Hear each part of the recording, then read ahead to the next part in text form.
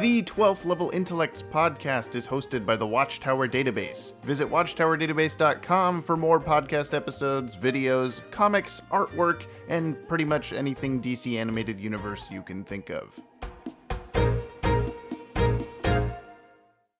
Only a 12th level intellect has the slightest hope of surviving what you are about to experience.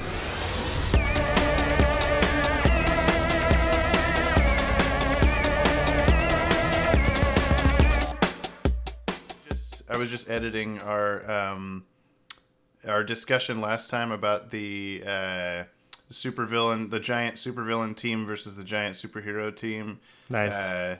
I'm putting that into its own separate little podcast. Oh, someone yelled in the background. Me? Of Here? yeah.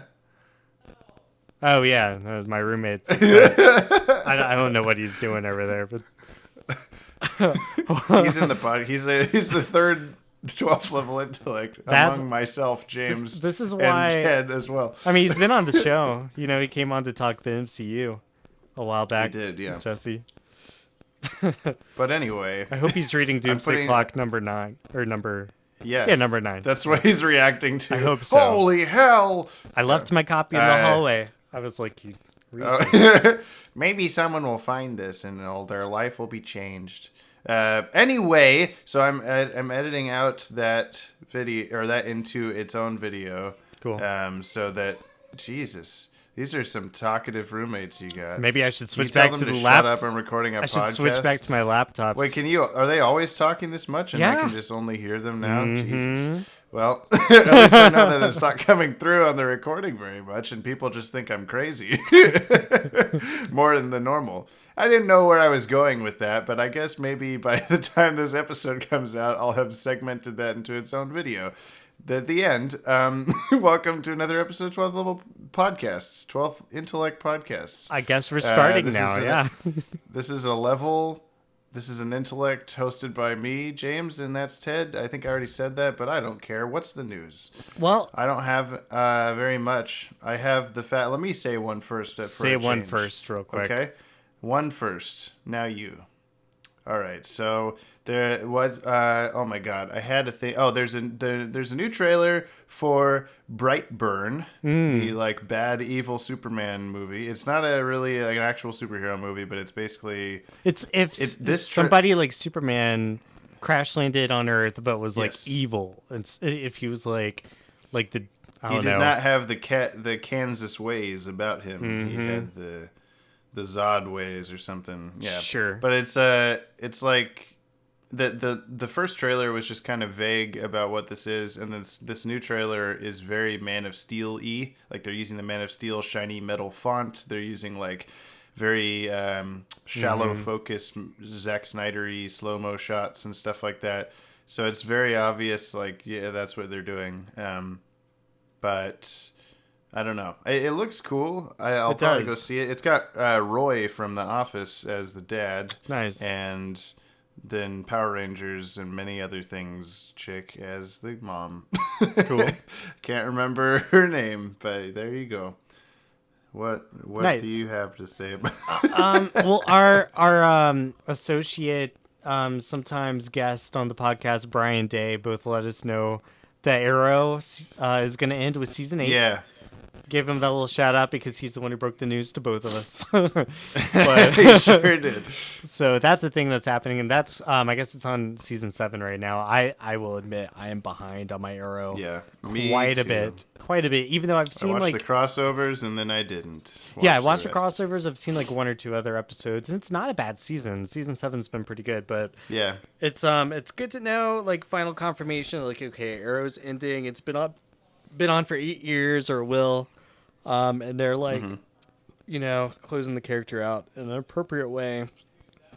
I always expected the show to end after season 5 because of the whole flashback stuff and how it led up. Yeah. But they kept going for 3 more seasons, so I bet we see Arrow. This is definitely setting them up so that the Arrow show can still cross over with the upcoming Crisis crossover that's happening next fall. Yeah, I think it'll be interesting. I think Brian said it's only 10 episodes, the final season.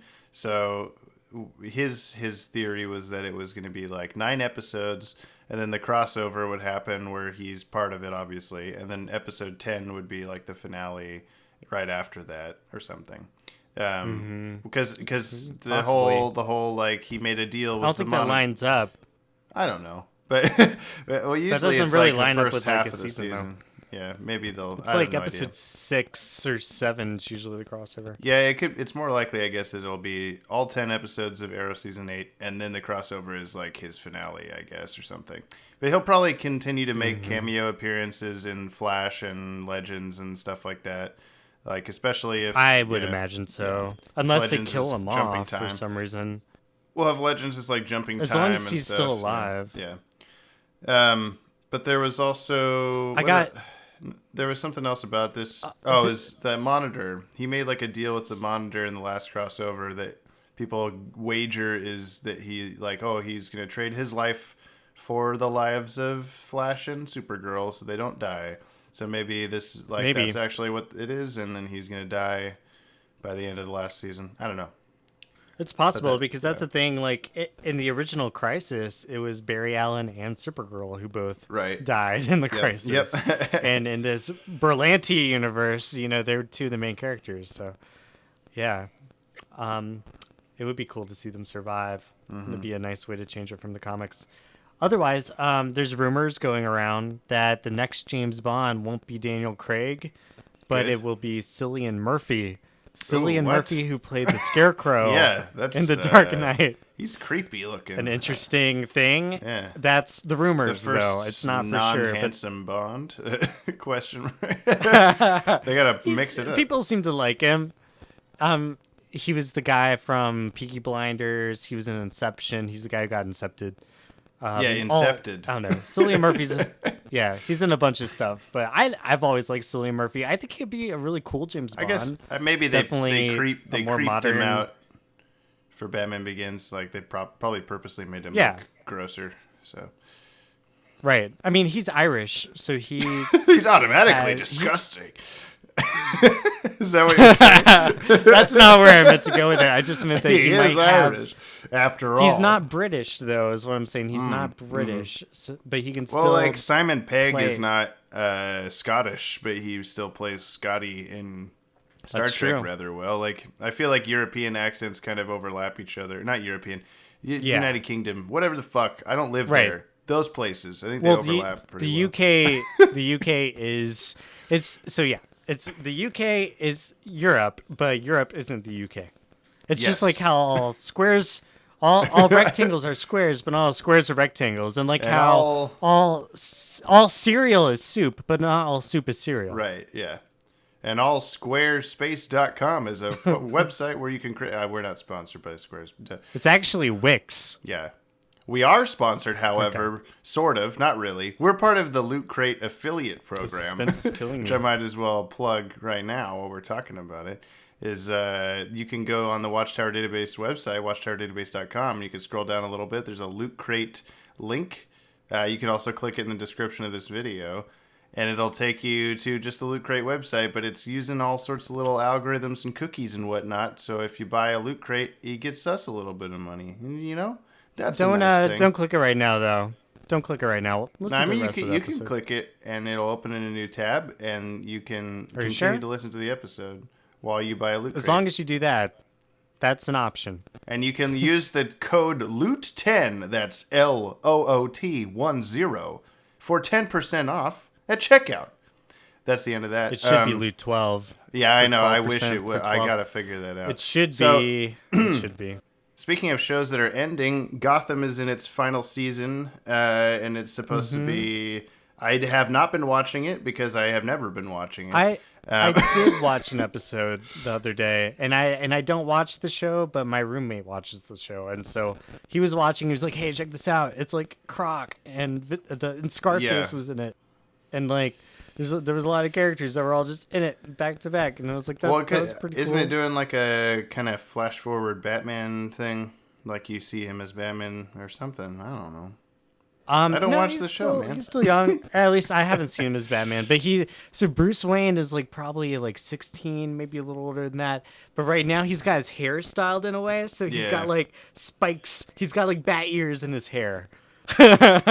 He's been like gelling his hair so the tips of them come up like the bat ears. He's like It's like early 2000s goth. I don't know. Yeah. He's like he's like probably what Maddie looked like in 2002, you know, that kind of thing. Exactly. But he's I was talking with my high school friends who none of them are really like big Batman heads like us, but they are, you know, they like the Dark Knight movies and that kind of thing. The average Joes. One of them's named Joe. But so I was talking with them about how Gotham was ending because one of them brought it up about how they watch it. As my friend Micah, who watches Gotham, and he was telling me how it was really bad, and I was like, well, why do you keep watching it then? Like, why is it something that you watch at all? And he's like, well, I don't know. It's just really interesting seeing how the villains are created without the aid of Batman, since Batman's usually responsible for creating all the villains, which I thought was interesting that's why he likes it, because that seems to be everyone's chief complaint is that, like, how can they even be the Joker if Batman doesn't Batman? So, I don't know what my opinion commentary, is. right? Yeah. That was always an excuse in the animated series. It's like, well, Batman created these villains, but in reality, they created him. That's the whole trial episode there, you know?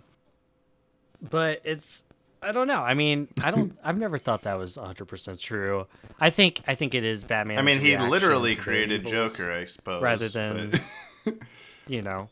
He's responsible for a lot of them. I mean, yes, I'm not going to argue that. There's definitely I mean, Joker didn't just accidentally fall in that pit of acid. He definitely got pushed.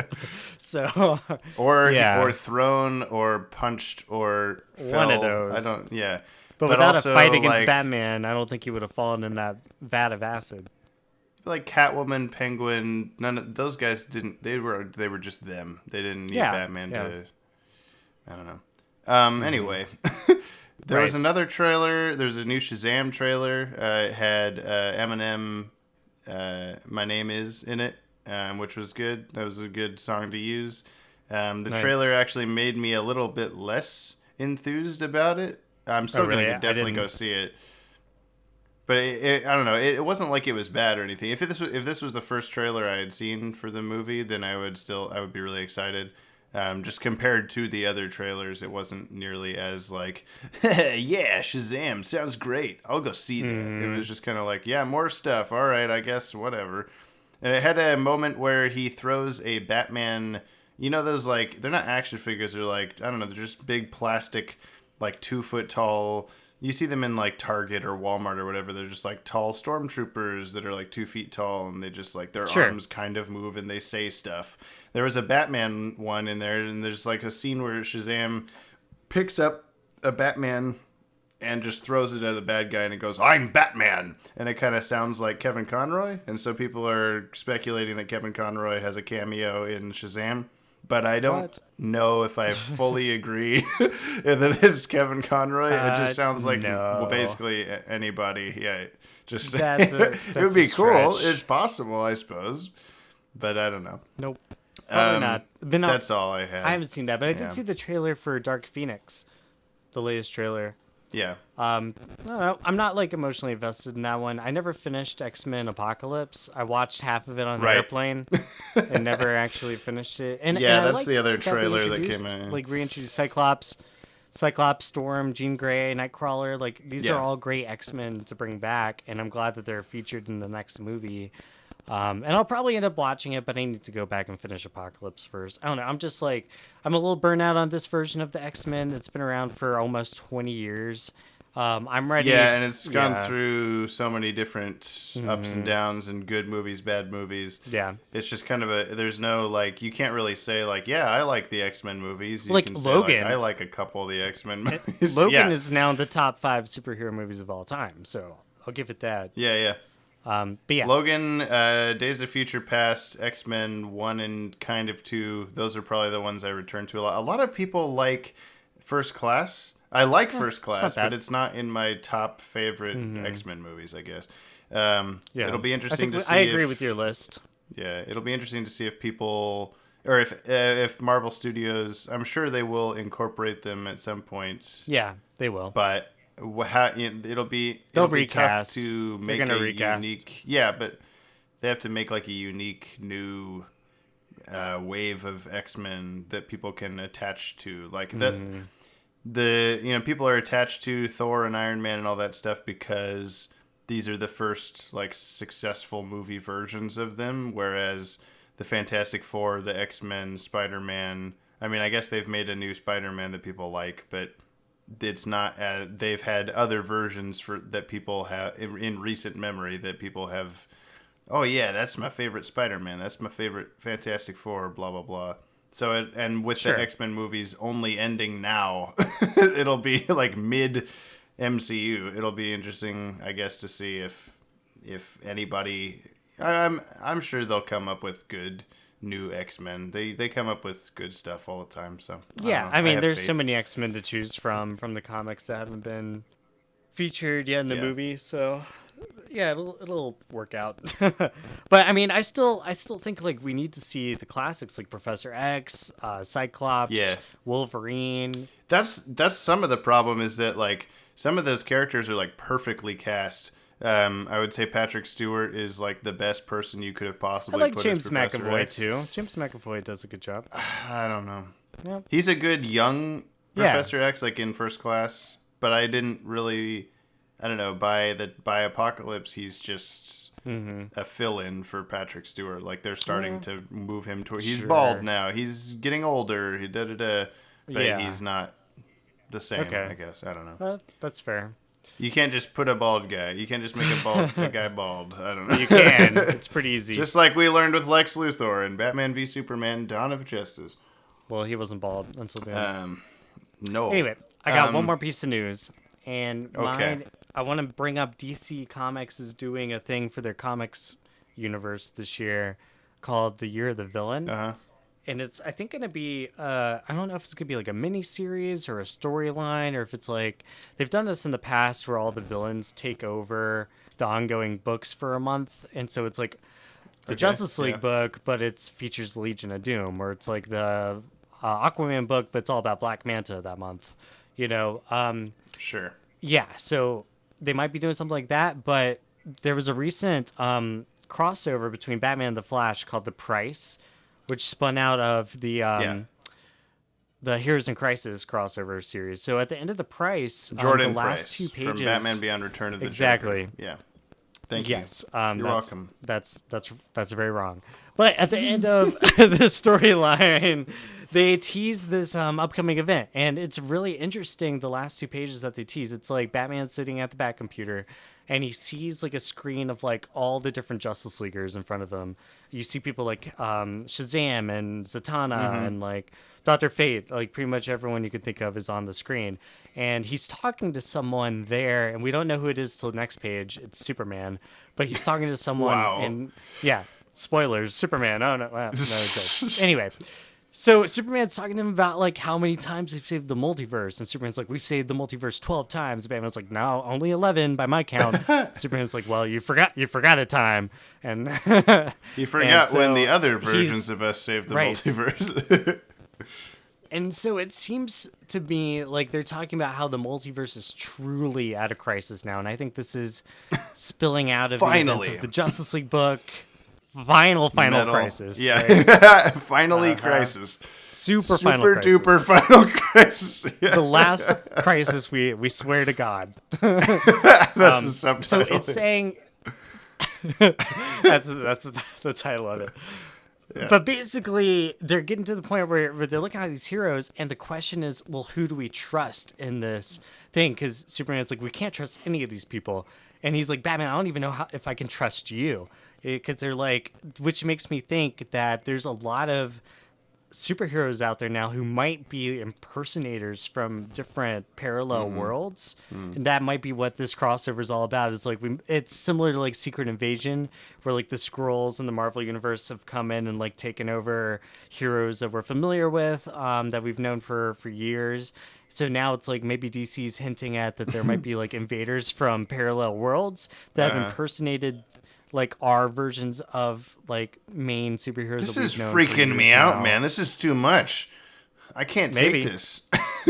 Yeah. How is Batman not a Bat? When is a Batman not a Batman?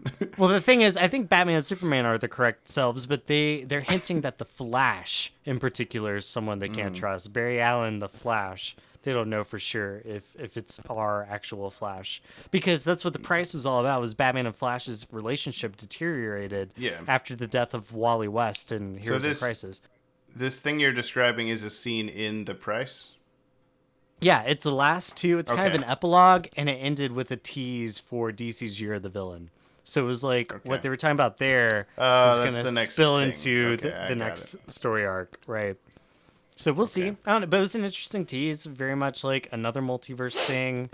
It seems like maybe some heroes are impersonated, but we'll see who they actually are. I think it was Maddie who said, like, I wait till the current like big giant event is over before you do the next one. Like that's what makes it a little bit exhausting, I guess. Like Doomsday Clock started at around the middle of Metal, I want to say. Sure. That was going on at the same time. Now they're also still doing Doomsday Clock, and now this is going on. Heroes in Crisis. Yeah. So, which is a little bit less of like world stakes sort of thing. It's a lot more of a personal story. So the multiverse isn't at stake yet in Heroes in Crisis, but it's it seems to be leading into something like that. I had one more thing before we go to the main topic that I forgot to discuss, which was that Idris Elba is in talks to replace Will Smith in Suicide Squad 2 as Deadshot. As Deadshot? Yeah. What? Wow. Cillian Murphy already replaced him in the James Bond rumors. Yeah, I wish I would like an Idris Elba James Bond, but anyway, I don't think we're gonna have a Deadshot in Suicide Squad. Yeah, 2. that was the thing was like we weren't even getting Harley, even though we kind of assumed we would anyway. Are we not getting Harley too? Yeah, she's got Birds of Prey now. Yeah.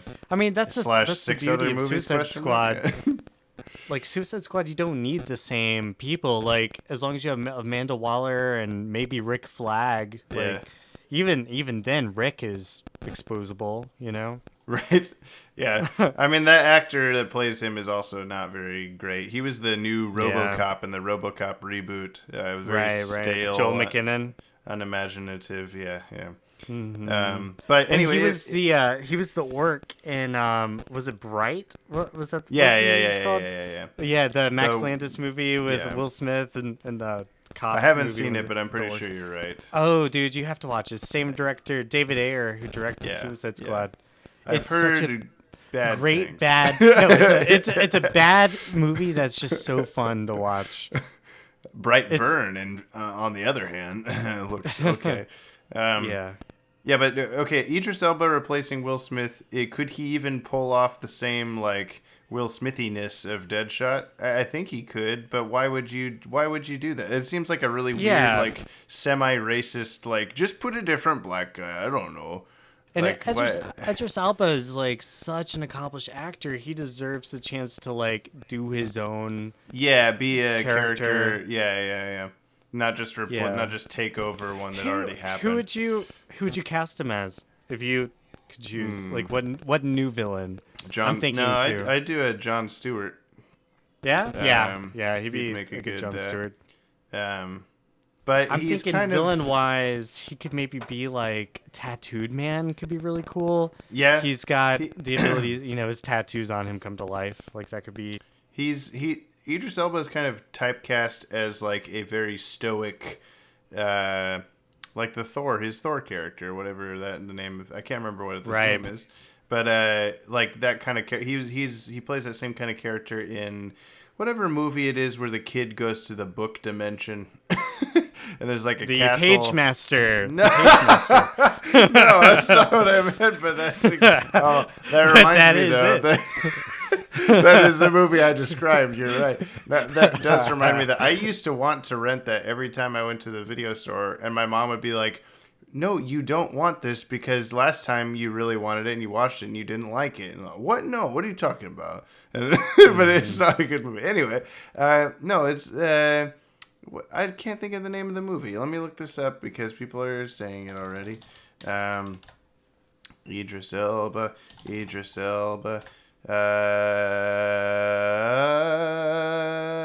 Not Luther, not Avengers Infinity War, not Thor Ragnarok, not Star Trek Beyond. What the hell? This was in the last couple of years. What is the name of the stupid movie? Dark Tower. That's what I'm thinking of. He's the same kind of just like a stoic, like reserved badass or whatever. But I think I would like to see him play a character that's very extravagant and crazy lunatic supervillain Arkham person of some kind. What about Mixablick? Let's cast him as Mixablick. Yeah, that could be fun. I would just like to see Gilbert Gottfried just be Mr. Mxyzptlk in a movie. Yeah, the live action stuff too. I appreciate that you. Well, either I appreciate or I hate. One of the two. How I say Mxyzptlk and you say Mixelplick, like Super Friends. Well, we'll let the viewers decide which one's as someone correct. who just read Justice League number 19 and wasn't planning on talking about it, even in that book, the Flash has a little aside. He's like, "Well, all right, Mister, however the hell you say your name." Yeah, it's one of those things where it's like someone wrote it in a comic, and obviously you can't hear anyone say it unless the creator of that comic says it out loud. It's like the Ra's al Ghul, Ra's al Ghul thing where Denny O'Neil and Neil Adams disagree between which way it should be. I feel like it should lean the writer because he wrote the name, but I don't know. Anyway, okay, today's main topic is fan theories of the DCAU. We started doing these forever ago, before we were even doing the podcast, and it was a while back. Yeah, it was. We started the channel in fall 2015, and that was one of the first things we did. Was just Ted and I talked on a webcam chat like we're doing now. It would have been seamless. You wouldn't have known if I had not said it. And that was like the third or fourth time total that we like ever spoke to each other than like we'd spoken in like text message for years and years, but not as like human beings, you know? And so I feel like our we'd had like a couple legacies of the DCAU like brainstorming sessions or whatever, but everything else was just like private messages on forums and stuff like that. So when we recorded the original fan theories that we did, the chemistry between the two of us was not amazing. Like it was just kind of like, I don't know how to talk to this person, and we're both kind of just like, it was also, we had a list of like so many fan theories. It was kind of like, well, which ones do we go through? Yeah, but we went through a few. Yeah, and it's kind of unfortunate now how one of the top viewed videos on the channel is that Harley Quinn, who's the dad, video. I'll let you take care of this damn cat. Yeah. Anyway, the Harley Quinn, who's the father for children video is like the second or third most viewed video on the channel, and it's us just going like, I don't know how to talk to this other person. Like it's not a good, I don't know, it's not one of our best videos by far. But so we went through so many of them in either separate videos or past episodes of this podcast, and I've gotten us down to the last like small handful of them here. And so these are all ones that I just went on Reddit and message boards and all over the place and just copy pasted people's like, oh, I think that this thing is true behind the scenes on the DCAU, like off screen is something that happened because of I'm smart. And I didn't write anyone's name down, so I feel bad about that. So if you hear one that we talk about that you wrote or came up with, I'm sorry. I didn't credit you in any fashion at all. Anyway. Whoops. So, yeah, oopsie. So here we go. Let's see. This first one here, this is discussing the idea that Batman's partners were all trained to take down Batman if he went rogue.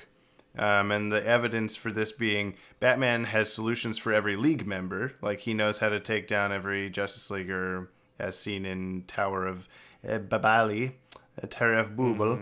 And there's also his sidekick. So the idea would being that the sidekicks are a solution for Batman because like he's got to have his own check Robin, and balance. Nightwing, Batgirl, they all know Yes, how to et take cetera. Batman down.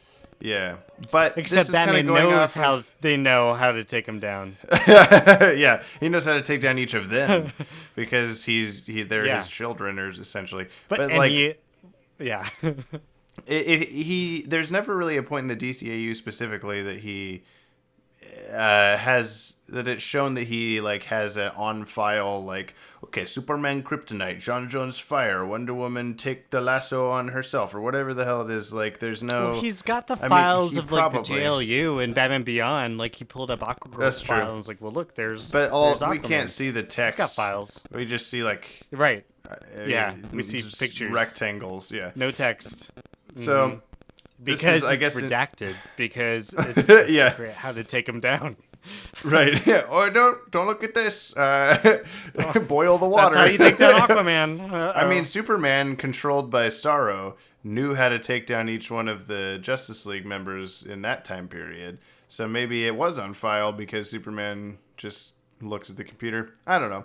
This is kind of assuming that DCAU Batman also knows how to take down everybody because he's Batman, which is I would say that's likely. That's plausible. That's likely, yeah. But like as we're going to talk about, or as I'm going to talk about in our upcoming Sunday video on John Jones's power set, there's not really a specific moment where they like, John Jones is weakened by fire, yes, for sure, positive. There's just like a couple times where he's like, yeah, fire's not so great. Nah, you could take that away if you'd like. I would appreciate it. Please. So it's... Yeah. So I don't know if each one of them has a distinctive... And same thing with Green Lantern and Yellow is like some yellow stuff has penetrated his his Green Lantern bubbles and such, if you know what I'm saying. But he's not... There's not a moment where they go, the lanterns are weak to yellow. And so it's like, what is... Whereas they do in Super Friends. Yeah. Because it's a dumb weakness, and it doesn't matter in the main comics anymore. Like as far as Green Lantern Rebirth, Yellow stopped being a proponent of it. But would you say that there's a way Batman's around partners are a purposeful means that he has created in order to keep himself in check? Like, what if Batman was to go bad? Or whatever? Only an emotional means, because he's got people around him who can hold him to a standard. They definitely couldn't take him down. Yeah. You know, No. like, I don't think they could like imprison him or anything. 13-year-old He Tim would- Drake. Yeah. He's tried a couple Like, different times. Actually, I guess technically Tim yeah, Drake yeah. wrapped up Batman on the rooftop when Scarecrow was all making Technically, but Batman was also like out of his right mind and not really thinking straight. Yeah. So maybe in that case, like, yeah, there you go. Tim Drake took him down when he wasn't thinking straight. But I think if he was and he wanted to defend himself, he could. This has devolved For into sure. a conversation of whether Batman's partners could beat Batman, but I do think that maybe Nightwing could take. I'm down thinking Batman Alfred if- could. I think Alfred could just be like, Yeah. he could just start crying and be like, Yeah. Master Bruce, I'm so ashamed of you. And then that way, he'd be like, yeah. your parents would not be proud. And then that would just stop him. Yeah, Being mom like, and dad. What would your so mom proud of think? you, yeah. Your mom and dad, they would be so proud of you, Yeah, there Batman. you go. And he'd be You like, got it. "Oh, you're wrong. They Using wouldn't be my proud of words me. I have to against me." stop." Alfred, no, stop. That's how they. in Justice Yeah. League Doom, which is based on that Babel storyline, he like Superman's all like, "Hey, that's not fair that you have ways to take us all down. Like, what about you? How do you take you down?" And he's like, "I have the Justice League for that," or whatever. So I think the Justice League is more of his. I mean, they've not been around for very long in the grand scheme of his like career as Batman, but I don't know about that. I don't know. Because in stories like Kingdom Come, Okay. Kingdom Come is like the prime example of like a Justice League that probably should exist to take down Batman, but Batman ends Yeah. up making his own. He makes his own version to take down that Justice League. So, I don't know. Yeah. Let's move to the next one. Cool. Well, actually, I guess should we use our old plausible versus unlikely? Plausible, yep. Yeah, it's plausible. I say unlikely on that one. Well, okay. Really? We No? agree. We I don't disagree. know. I guess. Okay, so we agree to disagree. Yeah, the next one being this isn't really even like oh whoa this fan theory is so interesting. It's just like well, maybe it's this. It's old Bruce has liver failure. That's the thing. Probably. I would too. Here's the him. here's the evidence, I guess. He takes a bunch of pills. This is epilogue stuff. Keep epilogue a secret, but this is oh yeah. You know, you see him. He's like struggling to open a giant bottle of pills, and they spill over the ground. So but that could be anything. He has liver spots. That's kind of just an old person thing, I guess. Are liver spots a sign of liver failure? No. Like in a medical sense? I don't know. I'm not a doctor. Is Batman a heavy? Do you think Bruce Wayne's a heavy drinker? Because I don't think Batman is a heavy drinker. Not this one, the Ben Affleck one, yeah. But maybe Bruce Wayne can be though. You know, like Bruce Wayne's definitely got moments where he's like, well, I have to either get really drunk or pretend to be really drunk to kind of like keep my playboy persona. You know. Like, I wonder if he's ever accidentally gone out as Batman while he's just hammered. I don't think he actually gets hammered. I bet he drinks like fake drinks and pretends to be hammered when he's Bruce. I doubt that Batman actually drinks any alcohol.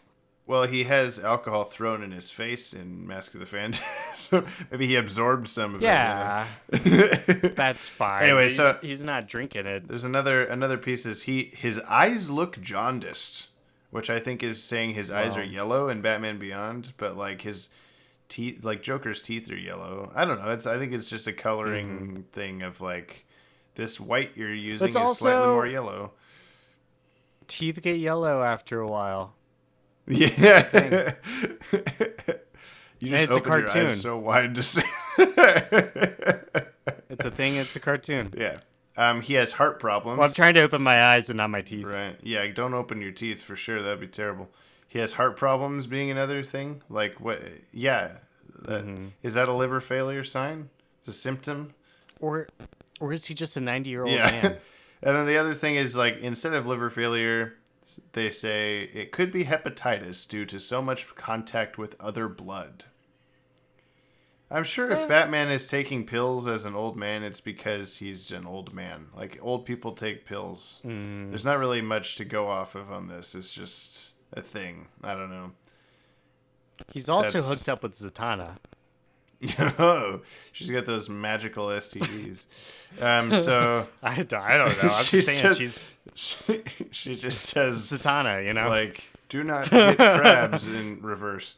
Okay, Mad Bomber and Toyman are the same person. No. Mad Bomber being the Bruce Timm voiced and Bruce Timm lookalike villain from the Grey Ghost episode of Batman the Animated Series. Right. So the evidence being they're both small men. They both have high-pitched voices. They both make destructive toys. That's probably the linkiest thing of this. His real name is like Ted, I think. No offense. No, it's not. It is. Yeah. Wait, well, whose real name? The Mad Bomber. Yeah. Because I was like, Toyman's Winslow Schlott. Yeah, that's what I'm saying. Is Ted Dimer is his name. So that Ted Bundy. Yeah, that's another Ted. You're right. Ted from Parks and Rec Ted that they throw in the lake. There's a lot of Ted serial killers. You better be careful how you talk to your Teds. Ted Kendrick. That's all I'm saying. They're saying he's real. Don't put that name up there along the rest. They're saying his real name could be fake and actually Winslow Schott Jr. It's probably Theodore is his real name. Probably Theodore. Well, you would say that, except that you're Thomas, like an asshole. Oh, don't tell people that. That's my biggest secret. Is it really? It's out there now. I mean, the 200 people that will listen to this episode. Yeah, I don't believe this. They can find me legally now. This is unlikely. I mean, I guess it's possible, but why? I mean, it's like saying, oh, the Joker and the Riddler are the same person because they both have like weird joke based things. I don't know. There's not really any... Jokes and riddles are very different, James. I'm sorry. I'm not. Which one did I say? Okay, what did we discuss last? Bruce have liver failure? That's I would say unlikely. Okay, is the Toyman the Mad Bomber? I say unlikely. Yes. I say unlikely. Correct. Very unlikely. Next one is Alfred told Amanda Waller Batman is Bruce Wayne. Alfred? And the evidence being that Cadmus was Alfred's safety net if Batman went rogue. Because there was this is not evidence. That's just an idea. That's just a thing. I don't know. But there was the idea for a while that Batman was gonna go rogue in that season, like he was gonna join Cadmus because they were like, yeah, you're right, Cadmus is correct. There's too many. They also almost brought the Justice Lord's Batman in as the bankroller of Cadmus. That was an idea. Oh, really? That they had for a minute. I think so. I don't know. It's an idea that I have right now. But there was definitely talk about Batman being the money behind Cadmus, but obviously it was Luthor, and that made a lot more sense. But if there was a storyline of like, where we found out that Alfred told Amanda Waller who Batman is, like, just as a, but first of all, he would have to know Cadmus existed and have any sort of like connections to them. I mean, maybe he has his old. He might. He has he has his old like British Secret MI6 Service. Connections. But is he? I don't know. Why would he do that? Why would you do that, Alfred? Maybe he could have told it to Cillian Murphy, James Bond, and Cillian Murphy, James Bond passed it over to Amanda Waller. Yeah, they're in the same universe. I would say unlikely because we have absolutely no way to tell that this is a thing. Alfred's also loyal. He's like loyal beyond loyal. Yeah. Batman's like best friend. Like he's never gonna. Yeah, even when Batman does the shittiest thing, he's like, "Well, that's my son." He's I pulled up the DCAU wiki's list of people who know Batman's secret identity because there are so many other people that it's a lot. Probably. Alphabetical order, we have Alfred Pennyworth, Amanda Waller, Andrea Beaumont, Barbara Gordon, Bud and Lou. Why did Bud and Lou know this? The evidence for that. Wait, are those the hyenas? Yeah, what the...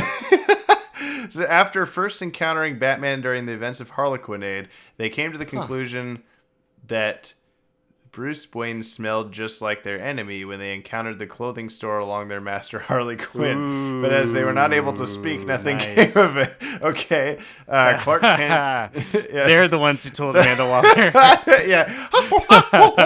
And then she's like, oh, man, you're right. Well, no. Hyenas, okay, no. So here we go. Yeah. Bud and Lou were taken by Dr. Milo, and he made them able to speak, and then they told him who Batman was. Now there is a DC supervillain called the Hyena, and I forget the Hyena. Hold on, I gotta look up the Hyena and see which villain he was. Okay, well, while you're doing that, there's also Clark Kent, Dick Grayson, Hardak, Hugo Strange, Ian Peake, that's from Batman Beyond Sneak Peek, Jean Jones, Jason Blood, John Stewart, The Joker, Kairi Tanaga, Kyodai Ken, Leslie Tompkins, Lois Lane, Lucius Fox, Maxine Gibson, Ra's al Ghul, Rhonda Duane, that's the Hardak duplicate chick, Shira Hall, Hawkgirl, Talia, Terry McGinnis, Tim Drake, Virgil Hawkins, Wally West, Wonder Woman, and Zatanna. And then conjecturally, this is based on like times when maybe they could have figured out if they thought for 5 seconds, is Ace from Epilogue, or from Royal Flush Gang, Dana Tan, because if she knows Terry's Batman by the time of Epilogue, then she probably knows Bruce Wayne is Batman. Harley Quinn from maybe the Joker telling her. James Gordon, because he kind of like winks at Batgirl when he's like, and that's all I have to say about being Batgirl. You don't have to tell me. Like, I know what's going on. Simon Trent, the Grey Gross, because Batman's like, my father and I used to watch your show. That's the same thing I told you as Batman. And he's like, oh, interesting. Two-Face, because Hugo Strange is like, waving around a VHS tape labeled Bruce Wayne. He's like, right. I know, which also the Penguin then. I know who's Batman is. The Bruce Wayne tape here. Pay me a bunch of money or just look at the tape, I guess. Yeah. The hyena was a Firestorm villain, just so y'all know. It was a werewolf character, Firestorm comics. But in my headcanon, it's Bud and Lou. Yeah, they've been spliced into a human. Yeah, together anyway. Also they've been Fullmetal Alchemistized into Edward. Ooh, or it could be like a 2-headed hyena creature monster. Yeah. Anyway, right. Also the Joker's Jokers. So the Joker's gang that the Joker like leads. Due to being the personal sidekicks of the Joker. Yeah. Who discovered Batman's secret identity. They could have been probably informed of this by their boss, especially when DD targeted the older Bruce Wayne during the assault on Wayne Enterprises Gala. And then Kronos, because he might have recognized Bruce Wayne out of costume. Oh, sure. And Yoru Sensei, because he trained Batman to be Batman. Okay. Yeah. So there's just basically the point being there's a shit ton of people that could have told him and Waller, and I think it's pretty obvious that it's Hugo Strange because he just knows, but also he was like, and he was there in Cadmus. Yeah, but he knows, but then also at the end of of his episode, like Dick Grayson is there disguised as Bruce Wayne to be we're two different people or whatever, but he probably was like figured out that it was a ruse. And later, by the time of JLU, when you have a world of shape changers like the Martian Manhunter and people, and it's like, well, that could be anybody. This is definitely Bruce Wayne, yeah. Okay, the Flame of Py'tar. Do you remember that from the Despero episode? From Despero. Mm-hmm. Despero's the beginning. Despero's the end. Despero's all, if you will. The Flame of Py'tar. Thank you. Sorry. The Flame of Py'tar is evil and wants to enslave the universe. Is the fan theory versus what we see in the episode, which is essentially insinuating that the Flame of Py'tar is like God or like the burning bush, like make nuts of plants all over the galaxy and like give life. This fan theory is saying that it's the opposite, that the Flame of Py'tar wants to make everything its own, like unity or something kind of thing. So the evidence being that it gave Despero the power to what's the difference? One man's burn everything down to the ground is like the first step into making it flourish. Sure. Again. Because a phoenix rise from the ashes, right? Mm-hmm. The ashes of the Py'tar. That's right. It gave Despero the power to control the universe. Like it allowed Despero to just like send out minions and have its power and like, all my guys go take over every planet everywhere. Hold on. You're telling me Despero has his own minions? What about Crew? What happened to Crew's minions? Yeah. You mean Gru? With a G? Gru. Yeah. No, like J. Crew. No, I meant Gru. What happened to Jessica I meant Gru Crew? with a G. I'm talking Despicable Me over here. Yeah, you got it. Minions. And the banana. Right. But Despero. Those guys are so funny. So anyway, it's mentioned in the ancient inscriptions in the episode that honestly, I'm sorry. The minions from Despicable Me are just like the poor man's Oompa Loompas. I just want to say that it's the poor man's Oompa Loompas. The minions in Despicable Me are the poor man's pieces of fucking shit, man. Oompa Loompas. That's my hot take. Ted's hot take of this episode. That's your new segment on the channel. All right, Ted's hot take. Continue with the Flame of Py'tar. So, this is clearly more interesting than what you're talking about. They realized the Flame of Py'tar realized it would be beaten. I'm just sorry. I mean, their minions are the Oompa Loompas. You hit a point with me here. I didn't say anything. You did this. I've been championing this for a long time. Championing? You want to try that again? The fact. Championing. There you go. No, I don't. Nope. I'm done. That's your most things you say. I will not give that a second chance. Anyway, I cannot keep track of where we are on this. Flame of okay. Py'tar. Flame of Minions. Py'tar. No, Flame of Py'tar. It realized it would be beaten by the Justice League, so it killed Despero and used Jean to lie to everyone, is the fan theory. Because Jean is like half possessed by it and is like, oh, everything's shui, you guys. So it's waiting for the Justice League heroes to die someday so it can try again. Yeah, I don't know. This is very out there. I guess I can agree that the Flame of Py'tar could potentially it wants to control everything. And that when it saw that it was going to lose, it was like, no, that wasn't my plan. That was all Despero. Despero's a bad guy. I can see that, I guess. Yeah, plausible. We'll go plausible. I can see it. It's possible. Yeah. Kraager. You remember Kraager from StarCrossed? The Thanagarian guy? The other one? Yeah. Yeah. Kraager was in love with Hro Talak. Easily. Yeah, easily. Very likely. Yeah. Yeah. Kraager was very attached to him. The Hro and Kraager jealous of Shayera. Yeah, he has a statue in his brain alongside Hro Talak. Like Hawkgirl's statue has been crumbled and he's standing there next to him, which could be like, yeah, me and Hro are like bros, but it seems a lot more deeper than that.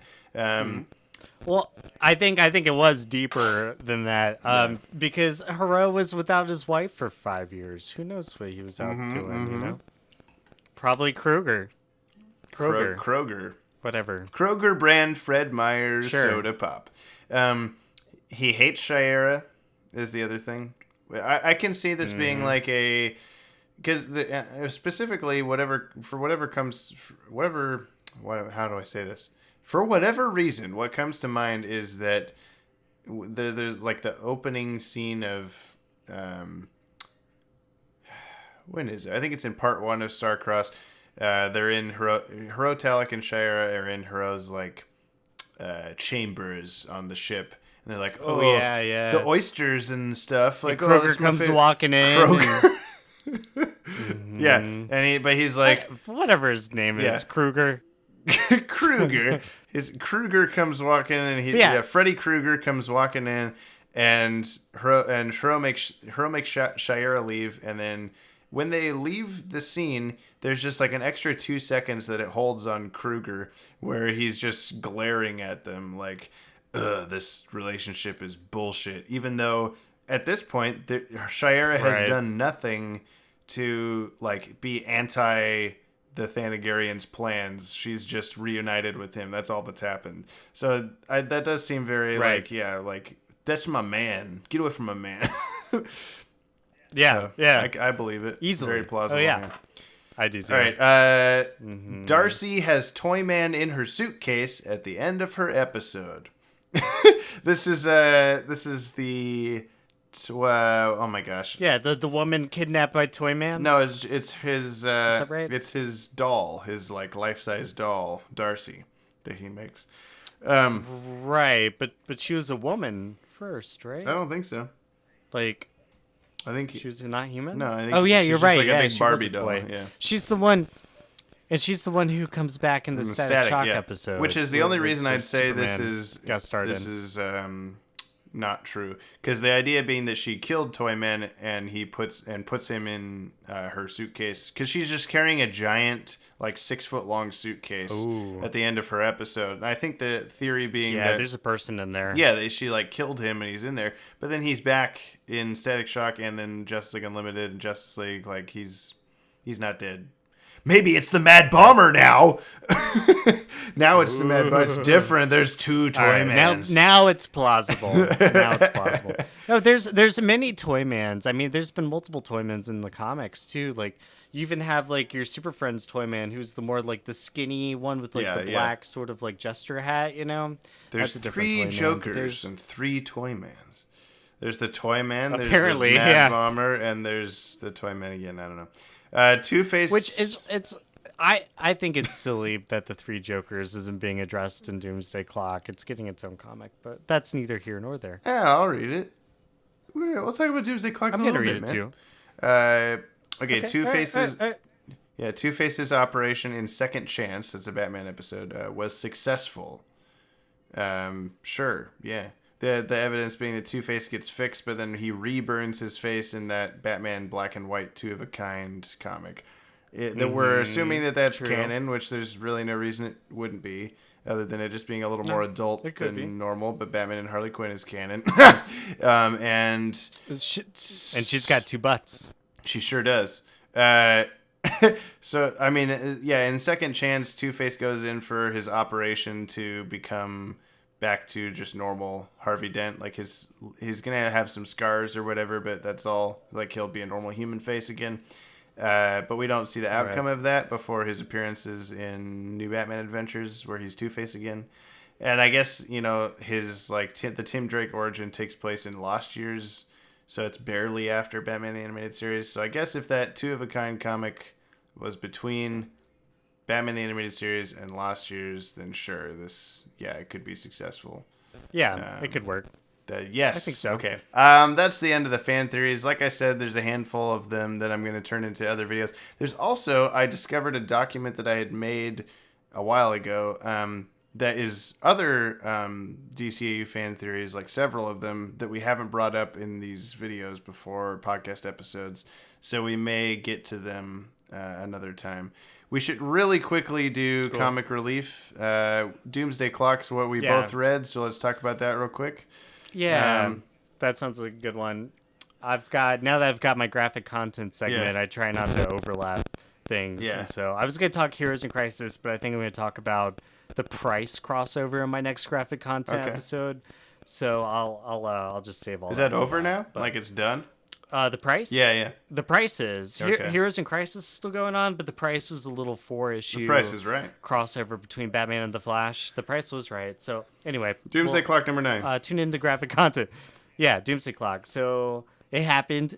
Another great read. Mm-hmm. It starts off with a really cool commentary from Dr. Manhattan. He's talking about a classic Legion of Superheroes story where Pharaoh sacrifices himself, and I forget which story that happens in, but I'm gonna look it up real quick. Suntown.com. Sun explosion. The death of crisis. Pharaoh Lad. Yeah, it's a notable Legion of Superheroes story. Yeah. This was one of the crazier sort of things. It has a very butterfly effect thing where it sends the ring back in time, and that's how the Legion ring ends up in the rebirth time period. I think that's what it's saying anyway. Yeah.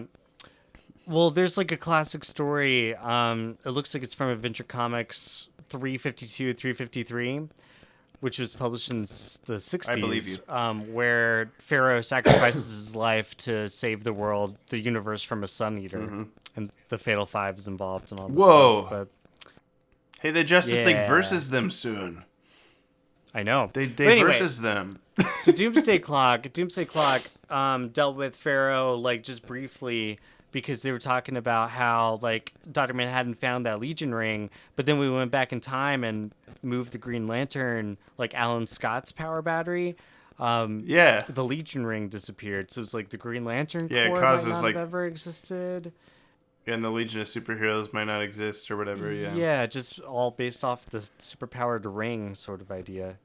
That's definitely the part that intriguing me most is he changes one little thing, and then all of a sudden he sees just emptiness for decades and decades and decades. Especially considering that didn't wipe away the Green Lantern Corps, because they're still around. Yeah. They were around thousands of years before Alan Scott, Yeah.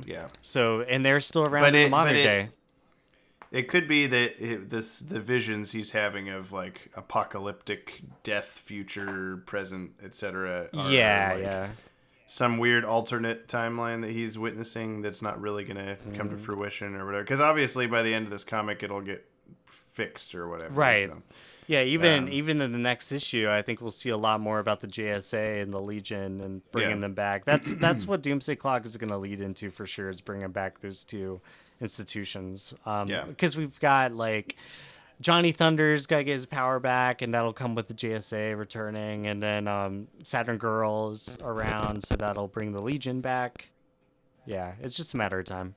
So in the opening of this, it's like every DC superhero, every Justice League of every faction of Justice Leagues is shooting off to Mars.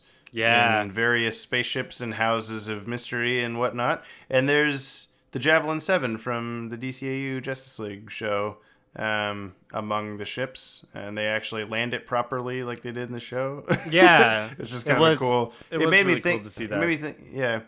It made me think about how, like, Batman the Animated Series is... 1992 is when it started. It's old enough that it's been referenced and homaged in several things. But it didn't really dawn on me until reading this that like Justice League is almost 20 years old at this point. The cartoon. And so including a Javelin 7 cameo is like just as important as including any like 1989 Batman Batmobile in the Batcave or whatever. Which really hasn't been done cool, that actually. much. Scott Snyder's been putting a lot of stuff from the animated series into his run. Yeah, the team lineup and stuff. Mm-hmm. I did like how in this issue we saw it debunked my theory that this is an alternate timeline because we see Batman's rebirth costume in the Batcave among all his other bat suits. He's like grabbing the Doomsday Clock bat suit. There's the rebirth era purple cape one in the background. So it is like slightly in the future, but that made me really curious as to like why, if this is maybe a few years in the future of the current stories, are they going to catch up to this, or are they just going to at some point they'll just be like, hey, remember last week when we fought Dr. Manhattan? That was crazy, and just move on. I think that's gonna happen. Yeah, I think it's the latter. But yeah. I do think like stuff like Black Adam. Like, because the next issue is going to be a major Black Adam issue because of the way that this one ended. It might be too soon to jump to the ending. He just shows up. Yeah. Yeah, he like bursts into the world assembly we'll talk while about Wonder Woman's giving a speech. Yeah, we'll jump back and forth. But he, Black Adam's leader, Kondak, and he's been giving a lot of people, like a lot of metahumans, refuge there in his country. And so he's coming to the world assembly to make a move, since all the superpowered people are on Mars now. So he's a power move, you might say. Yeah, you might say that. Mm-hmm. But I think a Shazam move. I know. Well, I also think like Black Adam's story is going to carry over into the Shazam book. I feel like totally confident saying that because Jeff Johns is writing that book too. So I would very much imagine that Doomsday Clock leaves it open for Black Adam to have a bigger story in Shazam. I also like that.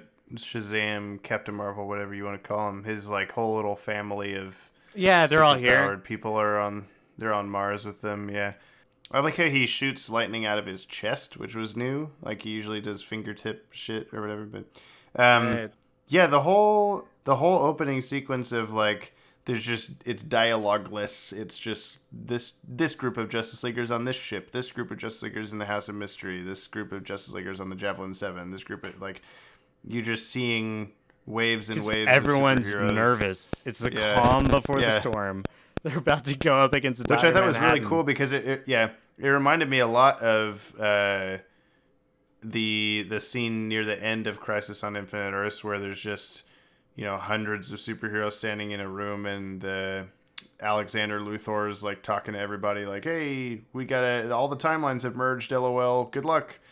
That whole scene, it kind of reminded me of that when they're all standing on Mars and there's just like 100 superheroes like, hey Dr. Manhattan, what the hell, man? What are you doing? Why are you here?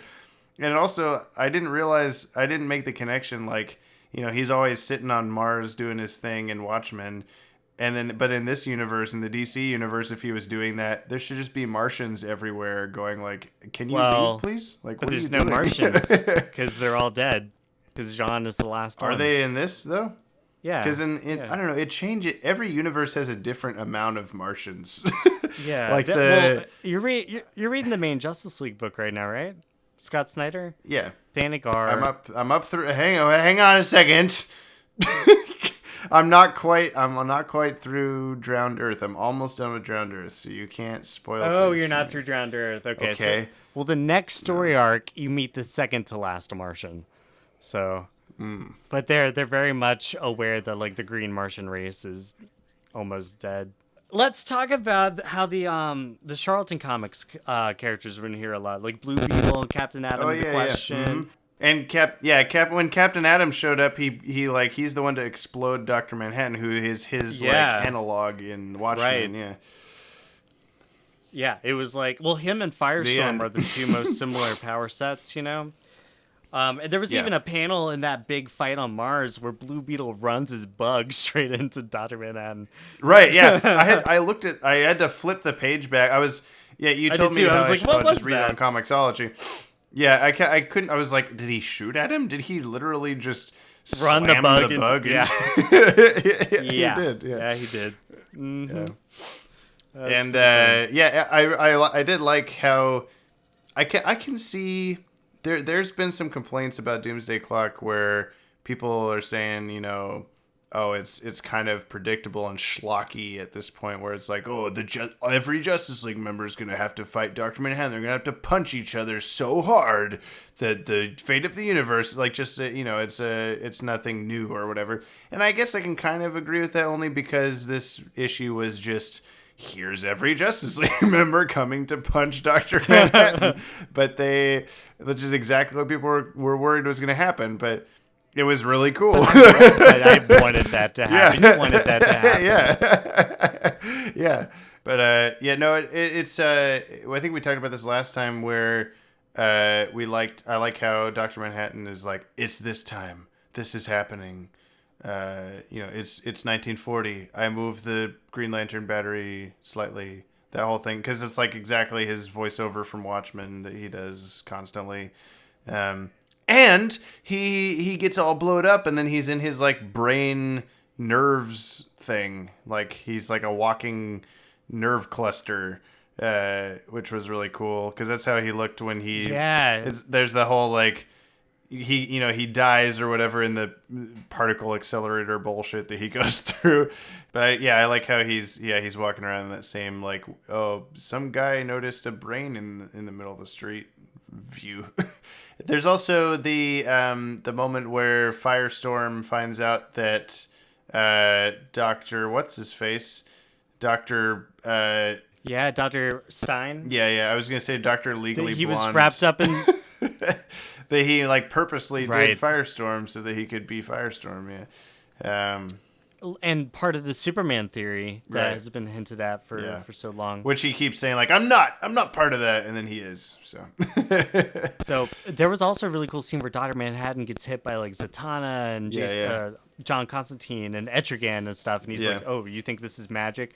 You're really just picking up on leftover code from the universe. That was pretty cool. And then he absorbs it and basically turns it on all of them. That was one of those moments where I noted, like, I thought about the future Wikipedia article. Like it was at this point in the DC universe that it was revealed that all DC universe magic is actually like stars, cosmic debris or whatever. Well, I mean, I've always thought that anyway. So it's really nothing new. Well, it's kind of like what we did with Kronos and Legacies, where he's like at the vanishing point and he's like, oh, here's all the I know that's not unique to us, but we use remnants of the energies of creation. Yeah, it's the same concept pretty much. But yeah, it's like defined. It might have been before, but it is now again. It was definitely with Legacies in particular. That's me just picking up on like little pieces here and there and piecing them together, because the DC universe has put down so much stuff, and I'm just connecting some dots. The stuff that works in the DCAU, because we're 12th level intellects with that kind of stuff. I would say this. That's why we're here. I would say this Doomsday Clock issue was perhaps not the most intriguing of the issues so far, but it was definitely one of the more fun ones. Like I was constantly turning the page, like, what's going to happen next? Oh my god. Versus like or issues where you find out about like, oh, Mime and Marionette's connection to each other and that kind of stuff is like, I think more technically interesting, but it wasn't as page turning, I guess. I don't know how best to describe it. Yeah. And if you took all the Doomsday Clock issues as like a movie screenplay, this is definitely like the climax, and then the last like 3 issues are going to be like the rest of the climax and the resolution, like the fall off of it. So it's not. Well, I feel don't like think we're at the climax yet. I think that's next issue. Sure, Because but we I haven't just seen mean Superman throw that punch yet. right. But I just mean like issue 12 is not going to be issue 12 of 12 is not going to be the climax. It's going to be the like wrap up issue of all that blog. Yeah. Anyway, I liked it. Yeah, me too. Yeah, it was another great chapter. I'm gonna do the thing that you suggested this time, where I order the physical issue so that I can have it, but I also just buy it on Comixology so we can talk about it in a timely manner instead of 6 episodes of me going, "Oh no, don't talk about it. I haven't read it yet." I haven't read it yet. I'm James. You just gotta pre-order them. We got a couple Untitled mail segment mails that I'll go through real quick. This one is from Josh Tahu at Ironman14JH. He says, "Hey DCAU Show, I got a question for your 12th Level Intellects podcast. Hey, what a coincidence we're reading that right now. If you want, would you guys like a Ben 10 from 2006 OG series to Ultimate Alien and JL DCAU crossover? I do. Also, who's your favorite Avenger?" Okay, so I'll get to that second question in a second. I never watched Ben 10. I know it was. I never got into it either, but I know the animation was really similar. I think it's the same as Teen Titans, the character design or whoever that is. Okay. But it's also Dwayne Murakami. It might be, but it's also Dwayne McDuffie is the writer of a lot of stuff and the creator or something like that. So okay. It has. I'm sure it feels very DCAU, and I would enjoy it if I watched it. I just haven't watched it before. So yeah, sure. I'd like to see a crossover. I'd also like to watch Ben 10. So I don't know. I know that there's like a newer Ben 10 that's supposedly not as good. There might be like 2 newer Ben 10s. And he was in that like Ultimate Cartoon Network crossover Nexus blah blah blah thing that just happened recently, like last year sometime, which crossed over with Teen Titans Go and several other things. Anyway, he also said, who's your favorite? Well, if Ben 10 did a crossover, it'd be really cool to see Dial H for Hero involved too, because it's kind of the same concept. Yeah, his little but Dial watch H of for Hero things. is the DC equivalent. Yeah, that'd be good. I would like to see them together. It could be like how Fatal 5 is like, it's a Justice League movie, but the main characters are 2 new characters. So you could do like a Ben 10 DCAU Ben 10 crossover. And Dial H. Yeah. Josh also says, who's your favorite Avenger or character as well as movie from the MCU? My favorite MCU movie is probably the first Avengers movie, because it's the one that I go back to the most. It's just overall entertaining, well executed. And it feels like I don't know, the vibe that it gives off has not been present in every other Marvel movie since, which isn't a terrible thing. I like a lot of them. I like Winter Soldier. I like Infinity War. I like all the really heavy ones too. But I think the first Avengers is just a kind of a cool like crime drama of sorts. So I think Iron Man's my favorite. I know it's kind of a boring answer, but yeah. Yeah, well, the first movie, but I would also say Winter Soldier's up there for me in terms of like best movies. Yeah. Which like I would say my top 3 is Iron Man, Captain America, Spider-Man. Like those 3 are kind of my favorite heroes, I think. I didn't dislike Spider-Man everything. Homecoming, but it's not my favorite Spider-Man movie for sure. Yeah, I don't think it beats Spider-Man 2 for me. The Sam Raimi one. That's I think definitely that might be top. my favorite. Yeah. Which But I've been. It's much better than the Andrew Garfield ones. Oh yes. Andrew Garfield was a good Spider-Man. I thought he was fine, but the movies overall were rough. There's a discussion. I like Emma Stone too. Yeah, she was good. There was a. I'd watch it just for Emma Stone. Oh yeah. We're 12th level creeps. There's a. I filmed a video. You are. Yeah, that's true.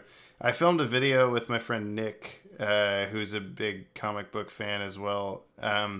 He did if anyone knows this, he cameoed sort of on this channel as the voice of Director Bones in the Legacies #3 teaser video. But he and I recorded a discussion video of like whether the Andrew Garfield or Tobey Maguire Spider-Man movies were better. But we recorded it before the Andrew Garfield ones were canceled and MCU brought him in and all that stuff. Like, it was years ago. And I never finished editing it to put up on the JTS Entertainment channel. And I thought maybe I would go back and see if there's anything worth nabbing out of that to put up on the Watchtower database, because it would make a lot more sense in that space. But it's so dated. I'm sure we just continuously reference like, oh, the Secret Six movie and stuff like that never happened. So, or Sinister Six, that's what I mean. Yeah. Shouldn't. Right. Well, they're not going to make a Venom movie. That's never going to happen. Favorite character from the MCU? I guess Tony Stark. I like Tony Stark. I don't know. It's kind of an obvious answer also because he's charismatic and funny and whatever, but he goes through a lot. Mm-hmm. He's a piece of shit, but he's a fun guy, I guess. I don't know. He does a bunch of terrible things. Yeah, who's not a piece of shit? All right, this is on our Discord. The rest of these are from the Discord, which you can find at the link in the description. This is from. I'll have to find it. Yeah, you. According to everyone, you're never there. 8520. I'm not there. 8520 Aaron JB says, should we form our own Justice League? To which Maddie replied, yes. Like some sort of Suicide Squad? And he said, I mean, the DC Justice League does have some superhuman people on it, but it is a real-life Justice League too far-fetched. And I guess this is like... Ooh, like a real-life Justice League. Yeah, but I mean, like Alexander Ocasio-Cortez could be our leader. Yeah, she's the... And then, like, she's the maybe Jean sending everyone on missions and stuff. I'm trying to think of others I'd have on my Justice League. Who's the guy launching rockets all the time? Musk. Oh, Elon Musk. Yeah. I don't know. He might be Jeff Bezos would be our Lex Luthor. Yeah. we were just talking about the Amazon stuff. Elon Musk could be the Batman fill-in. Sure. But the Flash could be like a NASCAR driver, or like Dale Eaglehart Jr. I was like an Olympic runner of some kind, like a famous Olympic. Oh yeah, Bolt. What's his name? Usain Bolt. Yeah. Usain Bolt. There's our Flash. Our Aquaman could be Michael Phelps. Usain Bolt's name, he was meant to be a runner. Like that's like a It's like a name. Yeah, exactly. That's like having the name. What's like a superhero? Flash. Yeah, there you go. Yeah. No, I'm just saying like a superhero secret identity that's like, his last name or first name is like has to do with his powers, and like no one recognizes that that's who that is. Peter Porker. Yeah, Spider-Ham. You got the nail on the head. Who else could be in the real life Justice League? There's that guy that dresses up as Batman that actually like goes around in the Batmobile and solves crimes and stuff. He could be Batman. I can't remember his name. Michael Keaton, Val Kilmer, George Clooney, Christian Bale, Uma Thurman. I don't know, man. You got some Silverstone. Options. Kevin Conroy. I just watched Blast from the Past, the Brendan Fraser, Alicia Silverstone movie. I watched that last night, and it's not. It's good, but Alicia Silverstone's a terrible actress. Looney Tunes back in action? Yeah, that's exactly what I'm talking about. I think it's funny that Brendan Fraser and Timothy Dalton are having a reunion from that movie. They sure are. In Doom Patrol right now. I hadn't thought of that. The two of them are in Doom Patrol, but they're also in Looney Tunes back in action. They also knew Steve Martin as the villain. Yeah. Maddie Washburn. I don't know who that is. He has a question. Yeah. He says, okay, I want to put in one this time, which actually I might be on an upcoming 12th Level Intellects since we'll all be hanging out at the Comic-Con. That's Emerald City Comic-Con next month. We'll all be together for the first time there. ever. Hit us up. Say hey if you're there. Yeah, we gotta figure out if people are going to be there that know us. He says, I'm going to drop a question anyway. With the we'll do a little meet and greet. Yeah. With the advancement of science in the past 20 years, as well as fiction set in the present time using more futuristic concepts, i.e. xenomorphs are spliced, what would Batman Beyond look like if it were started today rather than 1999? So... You mean Batman Beyond? Yeah, so if the Batman Beyond cartoon started now instead of 20 years ago. I still think there'd be hover cars. Yeah, I think that's Because we don't have yeah, those yet. we sure don't. But like with the cell phones would be smartphones. Animal splicing. I think animal splicing, I think that's the thing too. I'm Yeah. expecting that to be a thing that we'll see later in our generation. We'll probably all be like 70 years old and be like those kids getting themselves cat Spliced, eyes yeah. and Well, I can stuff, see splicing yeah. being a thing that would be helpful for like Why disease. can't they just get tattoos like I did? Yeah, Back in right, my day? rebellious. I can see splicing being a thing for like disease or like oh this Well, yeah. this animal is immune to this cancer, so here We're you already go. doing cloning. Yeah. We're Sheep we're and going to be stuff. cloning new bodies sooner than later and getting rid of disease. Yeah. What else is in Batman Beyond that feels 90s? I don't The fact know. that they have like a super futuristic city and not like climate Yeah. change disaster zones. I don't, That's the I maybe have a neuroapocalypse more of 09. That's pessimistic what view happened. for our. No, That's right. I was thinking about that sort of recently. Is like any future at all in any fiction that shows like buildings that are way more futuristic or cars that are way more futuristic or whatever, is like you have to start that shit right now in order to get to that point Yeah. by even like 50 years from now. Because like think of 50 years ago. Which they are. I guess so, but like you'd have to be like, okay, if this city is gonna look like a future city, you have to start like reconstructing everything decades ago in order for like the 2090s or whatever to look like they do. I don't know. There's no way that it's just now it's a future. Like you gotta start doing it right fucking now. You gotta start building. Like I was thinking about, I was Yeah. driving on my medical. I drive old people to their doctor's appointments. That's my day job sometimes. And I was thinking about how I was looking at a coffee shop on the side of the road and thinking like, in Batman Beyond, this coffee shop would be like square and it'd have a bunch of weird like circle dots and stuff all over it. Like it'd just be this Yeah. weird, design wise. But like, if it was to look like that by 2030, whatever. You start now. There's no way it's gonna look like that unless you start now. I don't know. Yeah, that's Well, you got 10 years. yeah. you're God, right, that's start only now. 10 years away now instead of 40 or 30. Whatever. Yeah, because 10 years really doesn't have a whole lot of change in technology. Well, I it's mean, 20 like, years from now. we- It's still 20 years. Yeah, that's true. But okay. Bob the random guy says, here's a question for the 12th level intellects. Why were the Who's down in Whoville trying to summon Darkseid? This is a reference to the last episode where we talked about the reign of the That's right. Superman. Okay, so I don't know. this is the people. This is all the like new god Welcome soldiers. Christmas. Yeah, It's Christmas time yeah. to sing. That's exactly the lyrics. Yeah, we joked last time about how people in Reign of Superman they have to link arms to make a boom tube, and we joked about how it was Yes. like the Who's and the Grinch. But like, yeah, I guess this question is even more meta than that. It's asking if that was truly the Who's. Why were they summoning Darkseid? They're clairvoyant. They're clairvoyant Because enough. Horton hears a who, Yeah. and they know that Oh, Horton, man. the elephant's out there, and Oh if my God, Horton is out there, Darkseid could be out there. This is the first time I'm realizing that both of those are called the Who's.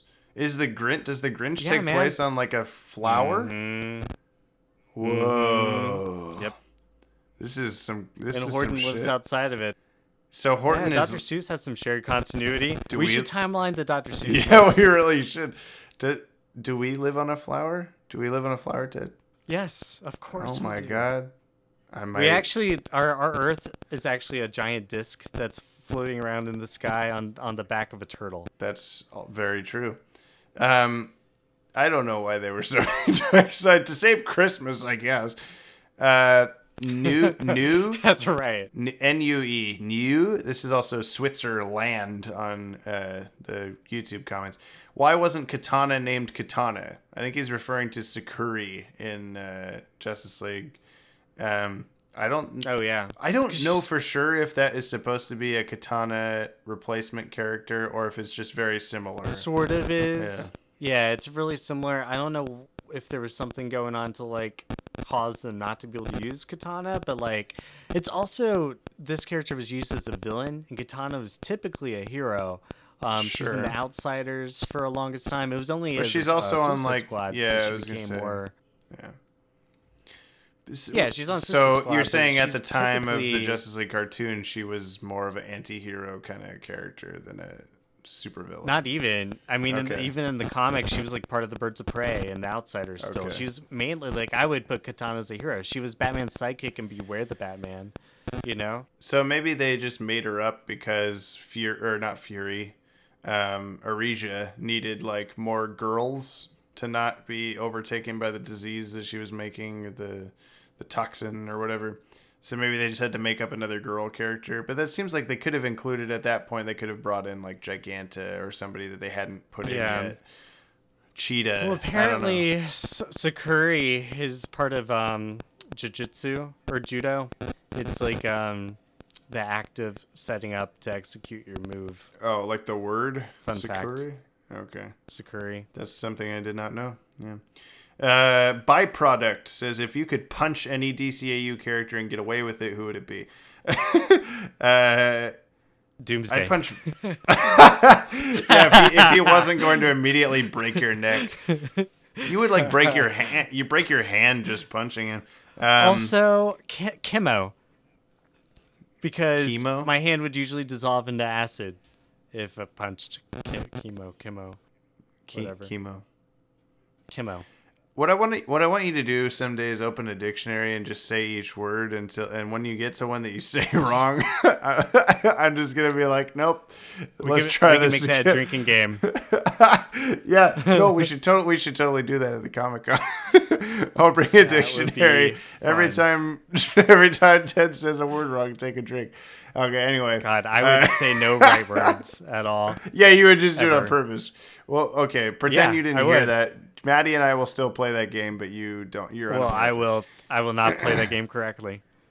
I'd punch Batman because if I could get away with it, I could say I punched Batman. So, that's it. Those are all the questions we have. You wouldn't get away with The podcast is out every other Monday on iTunes and right here on YouTube, which is where you're probably listening to it. Also, WatchTowerDatabase.com. You can stream it from there. We'd like to thank Adam Mullen for his music at the tippity top of this. Well, the mostly top of this. The tippity top is the music from Chase Me. But, you know. What else? Who else can I shout out here? We got Above and Batman Beyond podcast. They just had their 50th episode, I want to say. They shouted us out. Yeah, they shouted us out in that. We haven't had 50 yet. This is episode 38, I believe. We're getting there. We're getting there. So go listen to them too. There's a cool Shway podcast about the Batman Beyond stuff. It's pretty shway. It is. Let's see. Share this with your friends if you would. You know, if you like listening to us laugh about stupid things, and you can just send the video to, hey buddy, I know you like Batman. Check this out. These two dweebs talk about Batman every other week. We got social media at DCAU Watchtower, Facebook, Twitter, Instagram. We're also, you can contact us, info@watchtowerdatabase.com, or the contact form on the Watchtower Database website. Those are ways that you can send in stuff for us to read on the Untitled Mail segment. There's also the Discord server, which is linked in the community tab of the Watchtower Database channel, or the link in the description of wherever you're listening to this. The videos are out on the channel. There's a new schedule. Let's see if I can remember it. It's Sunday, Wednesday, Monday, Thursday. Sunday, Wednesday, Monday, Thursday. Sunday, Wednesday, Monday, Thursday. Sunday, Wednesday, Monday, Thursday, etc. Sunday, Wednesday, Monday, Thursday. You got it. It's also patreon.com/DCAU Watchtower if you'd like to throw us your coffee money. We'd very much appreciate it. It really helps us out, especially times like these during the time of year where apparently advertisers don't give us as much money. There's some of the rewards. 12:30 at night for me. I don't need a cup of coffee right now. I'm gonna go eat dinner when we're done talking on this. some of the rewards. It's dinner time for you. How Hugo Strange. It's Big really time not travel. dinner. It's really not dinner time for me. It's 9:30 here, but it's still, I want to eat today. On the Patreon, you can get stuff like you can get day early access to episodes for just $1. There's a $5 tier where you can vote for upcoming Sunday videos. The one that just won the vote is Jean Jones' Powers and Weaknesses. So that's coming up on the upcoming Sunday. I already wrote the script. I like it a lot. It has some funny, dank jokes in it. Oh, my God. Sorry about that, everybody. There's also stuff like you can get custom artwork from me. I just drew a handful of those recently. You saw some of the ones I sent to the chat with us and Maddie. I drew a guy as Tim Drake. I drew some Young Justice characters, all sorts of stuff. Let's see. Loot Crate. I already talked about it.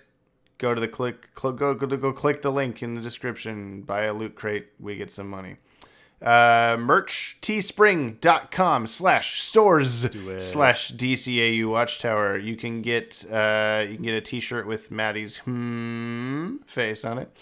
You can get a t-shirt with Egg Baby on it. You can get a t-shirt with Why Was There a Yellow Bat Suit in Starcrossed, You Madman, among others. You get a Watchtower Database phone case. You can get a Watchtower Database t-shirt. You can get a Legacies shirt. You can get a 12th Level Intellect shirt. Ted's been showing those off in graphic content lately, which he only has those two. Next episode. I was going to say, you've worn both of them already. So. I have. I'll recycle them later, but not yet. Yeah. That's the show, everybody. Thank you for listening. I was listening to the radio, as old people do, and I was thinking about how I would like to host a radio show, but I would have to play music, and who wants to do that? I would prefer to just talk about Doomsday Clock with my old pal, Ted. You can play the music. Don't you know how to play trombone? Yeah, I should play trombone on the podcast sometime. Weren't you a trombone player? Weren't I? I am, man. I do it now. Barely. You're still a trombone player? I mean, rarely, but I do it. But you're a tromboner? Yeah, man. You got it. Great 6th grade joke there. You got a big old tromboner. I sure do. Yeah. Hey, anybody who's in band class listening to this, if you're in high school, middle school band, keep it up, man. I just saw a kid walking down the street with a trombone on his way home from school, and I was like, yeah, you go, trombone kid. You get him. And you said keep him up? You said keep it up? Yeah. He's playing... Because penis playing is, a D right? note? Yeah. Oh, that's weird because, wait, you said he was in 6th grade, James? That's strange. This is a That's a little weird. Well, what a weird way to end the podcast, it sure James. Yeah, I don't know about this is that. my fault for sure. Well, bye everybody. I guess. I'll keep you out of jail, James. What's the pun? That's it. From That's the start that's of the how we ended. That's the pun. The pun is that I go to jail. You started the podcast with a weird intro joke that I don't even remember anymore. Yeah, you're right. It's been like 6 years since we did this. So, all right, thanks. Yeah. Bye. Go not away now. really. Leave. No offense, but I really don't think you could follow the reasoning of a 12th level intellect such as my own. Guess not. The 12th Level Intellects podcast is hosted by the Watchtower Database. Visit watchtowerdatabase.com for more podcast episodes, videos, comics, artwork, and pretty much anything DC Animated Universe you can think of.